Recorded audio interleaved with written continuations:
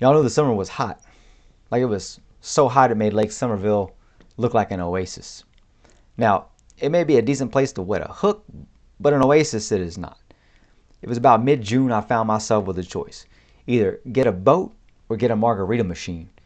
I opted for the latter. The upside is this. Put some pina colada mix in there with some spiced rum, add a little grenadine.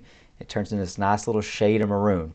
Served me well too. Draylon Miller, 4-star wide receiver commits. Fill the cup. 5-star wide receiver Cam Coleman on July 4th commits. Bombs bursting in air. Don McKinley committed to the good guys the day before the season kicked off, and I went to celebrate. But I noticed that icy drink that I'd come to love wasn't nearly as frozen as it had been. Something's wrong. The following day, before I left for Aggieland, I dropped my elixir maker off to get a little TLC. You know, I had to get it back up and running because the forecast is showing triple digits, y'all.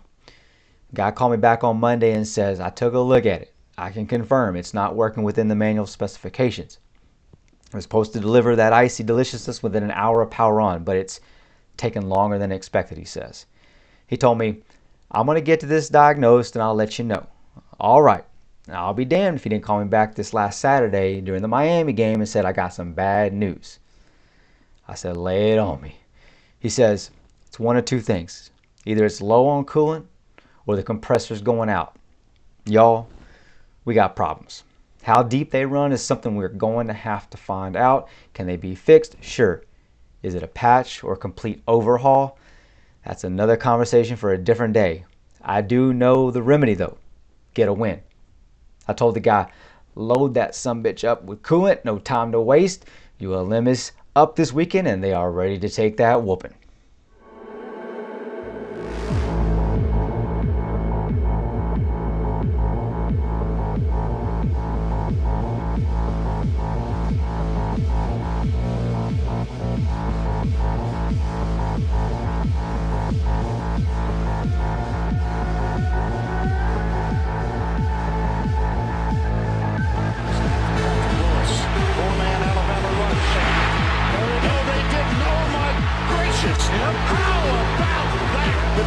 Going to throw here to Parker at the 20, at the 15, at the 10, 5. He is almost.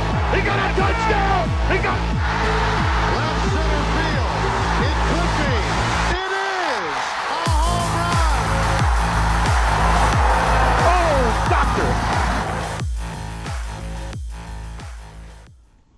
Welcome to the AggieCentral podcast. You know me, Central. Each and every week I'm here with you for previews and recaps as the Farmers fight to be the team we all hope they can be.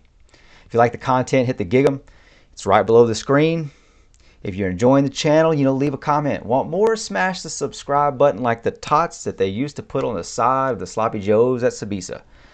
Remember, when you used to sit in class and you had your eye on that one girl because her jeans fit her just right?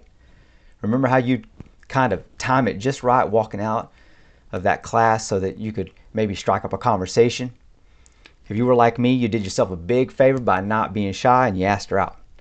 Do me a favor, hit the share button. That gets the content out there for more Aggies. All right, on to the Warhawks, y'all. Let's revisit 2022 first. They had an abysmal year, 4-8. Chandler Rogers led them with 2,400 yards passing, but has since moved on to North Texas. He's going to go play for the Mean Green. Malik Jackson gave them 500 yards on the ground, and he's departed too. So next up, Jaya Wright.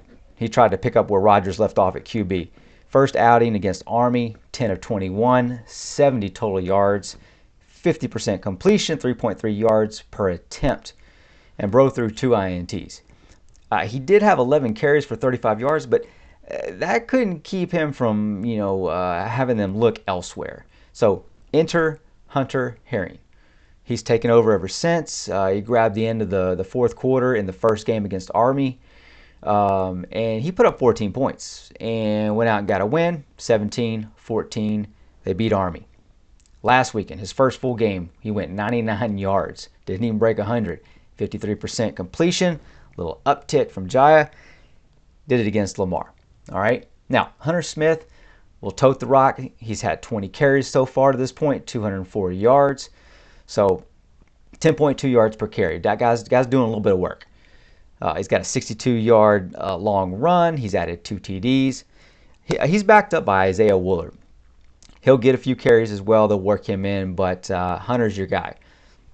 Receiving corps has some talent as well as some experience, but those that have emerged, you got Howell, Davis, Wiley. Those are the names you need to know. They're both all three of them largely unknown. Okay. Now look, as I'm looking up and down the roster, talent-wise, they're working with less than New Mexico did. This plays out in size as well. The Lobos have 25 players over 275 pounds. ULM is only carrying 19, so they're a bit undersized comparatively speaking. Cornerback is probably their strongest position, talent-wise, but they utilize like linebacker in large part. They got like 20 linebackers on the team, something crazy. Now they run a 3-4-4 type defense. A lot of people standing up on the line or just near it and around it. This is where they utilize all those linebackers, right? So they just kind of send them from every single angle. You may be having a little bit of PTSD listening to me say this because you probably know what's coming next. Now, they come from all different angles and lanes, and they work on creating confusion. It's a lot of what we just experienced with Miami. So not a bad plan considering all that. What they're working with, who they've got on the roster, and look, that Hurricane game just kind of laid out a blueprint against us, right? So how well can they execute it? We'll see about that. Now, however, they're vastly undersized at defensive line. They have a grand total of 3 players over 280, 285 being the largest guy they've got. The linebackers, like I said, tend to come from the edges. So Moss and Owens and Daniels, right up the middle, looks like that's the best play.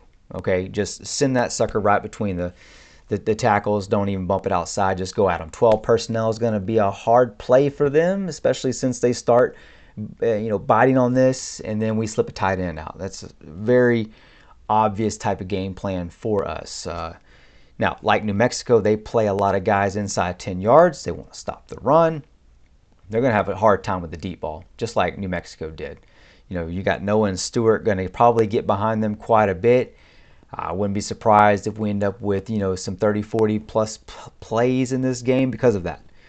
Now, when they read correctly and they drop 8, they're fairly efficient limiting their opponent's passing game.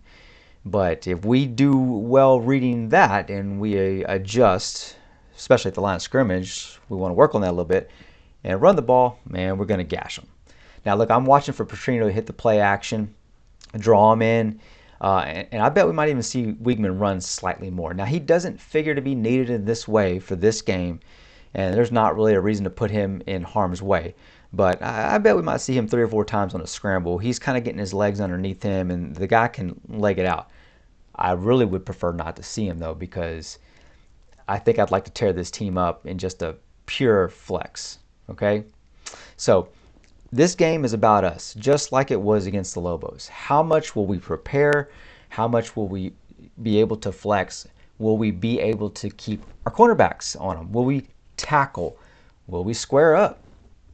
Will we run 2 high safeties? Will we run 3 down linemen? All these big questions that are going on. Interesting storyline with this is Terry Bowden, son of Bobby Bowden, Jimbo's predecessor at FSU, is the head coach for Monroe.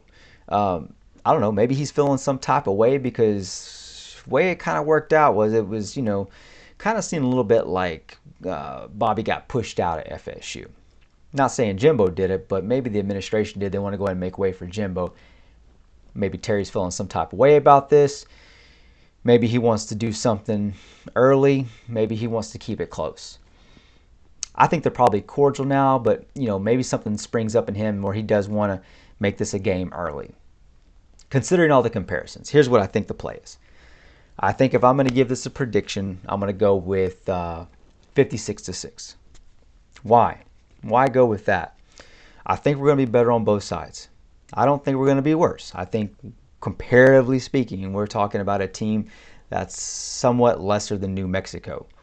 We should be a little bit more polished. We should have a few more things figured out. We're going into week 3, right? So last time I predicted 52-3, and I was off a bit by that. Had the 52 right, had the 3 wrong. They made 10. So kind of caught that a little bit in the middle. I think we're better than only getting that field goal at the end with the second team this time. So I think hopefully the second team is going to put up 2 touchdowns instead of just the one and a field goal. And then I think defense will hold them to a field goal rather than that touchdown that they got. That's kind of the way I'm seeing it right now. Be interesting play to see how we are going to come to this game. Motivated, not motivated. Where is the team at right now? All great questions. So right now the line is minus 36. New Mexico was minus 38. I feel like I would take these guys at 40. I think that would be reasonable for this. I think that they can do it. Question is will they? That's a whole different other idea. We're going to find out more about that on Saturday. Right now the name of the game is just be better each week. Do that and maybe we can be where we need to be by the time we get to Auburn and then each subsequent week. Okay, we can do that. We'll see what this season's made of. We're going to start with ULM. We got to go ahead and beat the hell out of them. All right, catch you after the game and we'll review. Gig 'em.